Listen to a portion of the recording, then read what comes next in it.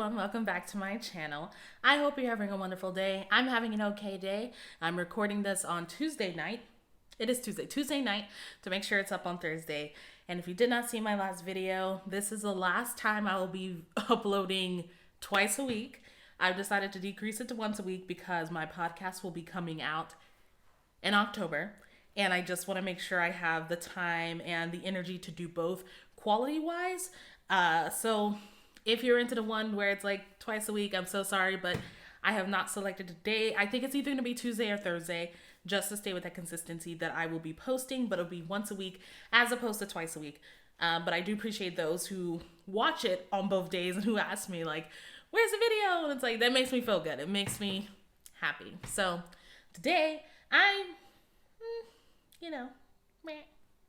check this out.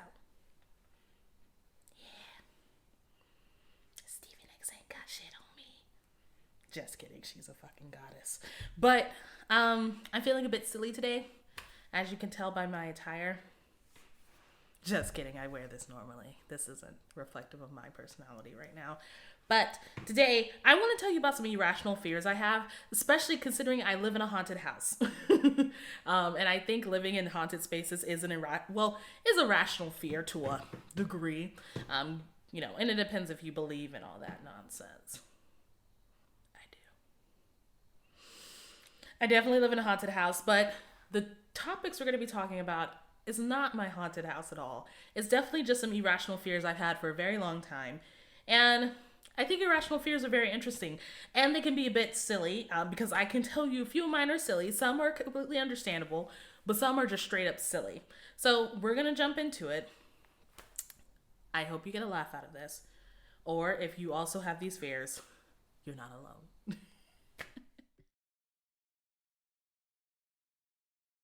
All right, we're going to start off with the number one irrational fear, and that is caterpillars. I cannot stand caterpillars. And it's not that I want them to die, because that's the thing that I try to explain to people. I don't want them to die.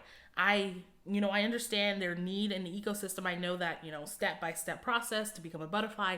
But caterpillars are terrifying to me. They look scary. And some, I know some people be like, technically they're not aspens, the little ones that if they touch you, they will hurt you. I'm like, proof, there you go, danger. But I have been scared of caterpillars for a very long time, and it stemmed from a time when I was, what grade was I in? 4th or 5th grade. And I was at the park, at school. And the thing that's triggering this fear of caterpillars wasn't even a caterpillar. I was walking onto the park, and then I look down and I see a very tiny inchworm. Just a little inchworm. And it wasn't just flat. It was inching, actively moving down my shirt, because it's why did I end up on someone's shirt? I ran and I screamed like someone was chasing me. If there was an adult or somebody behind me when I started running and screaming like that, I think they would have probably gotten in trouble, because the way that I reacted was as though someone was actively trying to end my life. And so from then on, I don't like caterpillars. I feel a bit shallow because I'm down with butterflies, but caterpillars have to change for me to love them. Much like the men I date. I don't like dark spaces, and this stems from the fact that as a child, I was scared of the dark, and as a child, I was not validated in that.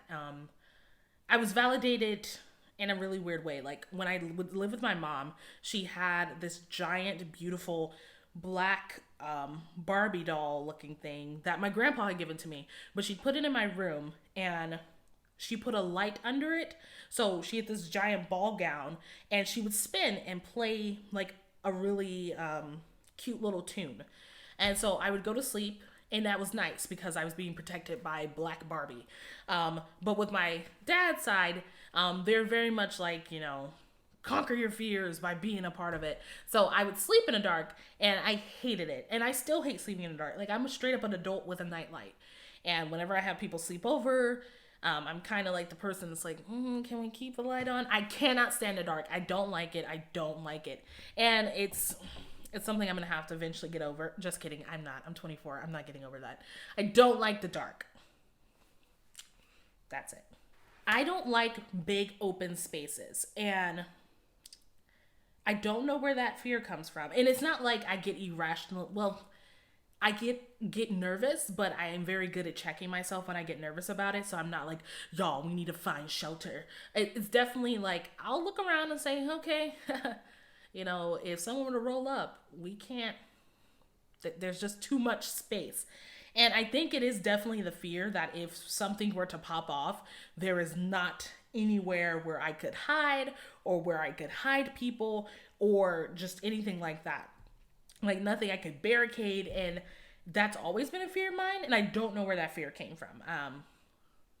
I don't know if that's like instinct, big open spaces, but I'm definitely the person who's like, wow, this is weird. I don't like it.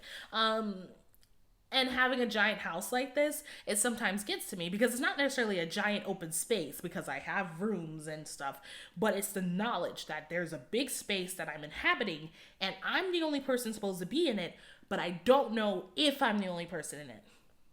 Which ties into the fact that my house is haunted. It definitely is. I don't like dark, large spaces, which I guess is common sense. If you were to put me in a space that was just big open space, in the dark, that would be it. I'm completely fine with being in a dark space, in a dark, small space. Yeah, I'll start to get a little nervous because it's like, ooh, you know, I can't breathe. But if you put me in a giant room and it's dark, that's the end. I will probably hit the ground and start crying. I can't do it. Mirrors facing me when I sleep. So this definitely is a superstition thing, and it's superstition / self-fulfilling prophecy or something. I don't know. But when I was younger, I would have, whenever some of my rooms when I was younger, there'd be a mirror facing me whenever I would sleep. And it would cause me to have nightmares. It would cause me to have nightmares. And there's probably no correlation, but when I had a nightmare and had a mirror facing me, the only thing I could think about was the mirror did it. And so whenever I sleep with a mirror facing me or above me, and don't ask why there was a mirror above me, but it was not for sexy reasons. It was, I had a bunk bed and my mom bought me one of those long door mirrors, and I didn't put it up, so I just threw it on the top bunk, but it was facing down, you know, where it would be looking at me if the bed wasn't there. And I had the worst nightmare of my life. And so I definitely was like, it was the mirror's fault. So, and the bad part is, my current room setup, I want to show y'all what that looks like. But my current room setup is, there's a mirror on the wall that I cannot take down. It is in the wall. And while my bed is not facing it, because I strategically move my bed around, I can definitely see it when I'm asleep. Not when I'm asleep, because I'm asleep. God damn, 47. You know what I mean? I can see it if I were to wake up in the middle of the night and look over, I would see it. And I just freaked out again, y'all. I'm recording this at night again, as you could tell by the shitty lighting quality. And I saw a light go by in my... This happened. This was like the second time it's happened. Go by in my backyard. It was actually just a car driving by. And I'm like, oh, God, it's the aliens. Yeah, so I have a mirror like that in my room, and I sleepwalk sometimes, and I think I slept walk. And you know what? Probably most of these things are just about the fact that I sleepwalk sometime, but I remember I slept walk, and I walked past the mirror, but I guess I became coherent halfway through walking, and I was so scared because I was like, oh shit, there's a ghost in the mirror. It's me. It was me. And I didn't even realize it was me until the next morning, because I went back to sleep. Like, it was like an instantaneous thing. I was walking, I peeked, oh shit, it's a ghost. Go back to sleep, kept walking, got back in bed, woke up the next morning and was panicking like, oh my God, I saw the ghost. She a thick bitch. And I was like, wait a second, no, that was me. You realize when your brain starts to connect dots where it's like, nah, that was you. That was you. And I'm like, just kidding. I do not like knowing that someone intends to surprise me. So I don't like it. And then I've kind of tried to figure out like, well, would you rather they just surprise you? And I'm like, I don't know, probably. I don't like the anticipation of being surprised. So whether that's like, we're gonna throw you a surprise party or I got something for you tomorrow, I'm immediately like, this is it. And it's not that I think they're gonna hurt me, because I don't have that mind frame where I constantly think someone's after me. But I just don't like not knowing. So I would which is so contradictory, right? Because if I had not known you were gonna surprise me, would I have been upset about it? But since I knew you were going to surprise me, I got upset about me. I don't know. I don't know. Like I said, these are irrational fears. So they don't make sense. I can't explain some of them. And this is one of the ones I can't explain. I don't like fog. I don't like the mist. And it's not because of the movies and the books about fog and mist and Stephen King and whatnot. I don't like being surrounded by something. And fog and stuff is definitely being surrounded by a cloud of moisture. I didn't even like it when I was a kid. And, you know, my dad was very good at trying to, like, my dad is one of those men who was not very into the whole giving me some mystical, like, and then the fairies did it. He was very much like, it's water. If it makes you feel better, think of it as a giant cloud that is on the ground. And I don't know why him telling me that it was a giant cloud on the ground made it even scarier, because it did. And I remember reading somewhere that with the amount of water that is in clouds, if it were to be condensed into the actual, like, you know, because clouds are just, you know, floating water particles that are just floating in the air.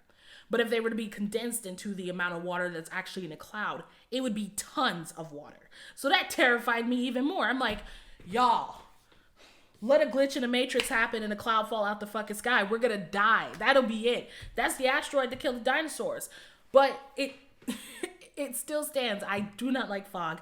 I do not like any of that. And now that I live in upstate New York, some mornings, foggy. And I live in a haunted house, as I've said before. But I live near the Hudson in a really, really, really cute little neighborhood. I personally love it.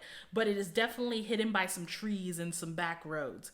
And I am terrified in the morning when I leave. Like, I'm so excited when I hit the highway because I'm like, okay, all right, the fog is still here, but there's people around me. Like, I just can't deal with it. And that's something I'm not going to get over either.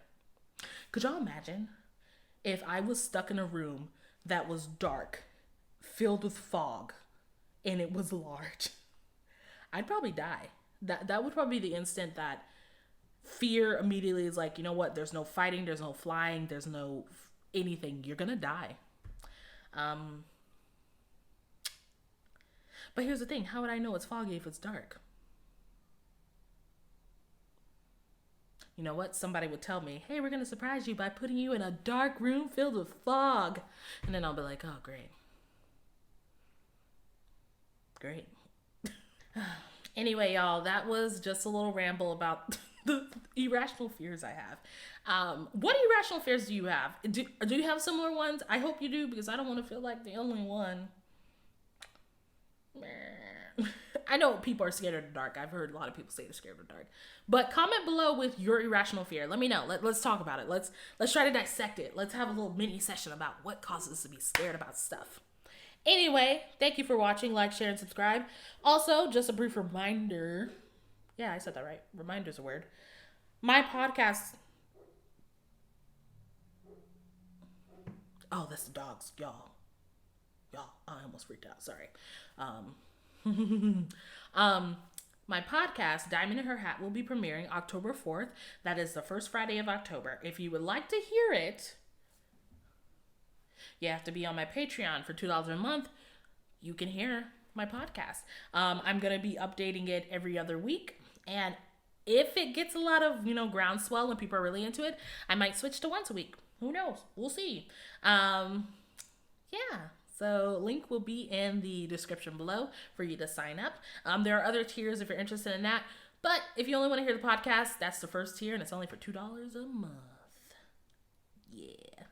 Anyway, I hope you have a wonderful day, a wonderful night, a wonderful weekend, and I hope any fears you have are alleviated by love and peace and all that other stuff. Or, if you find out how to get over those fears, you tell me.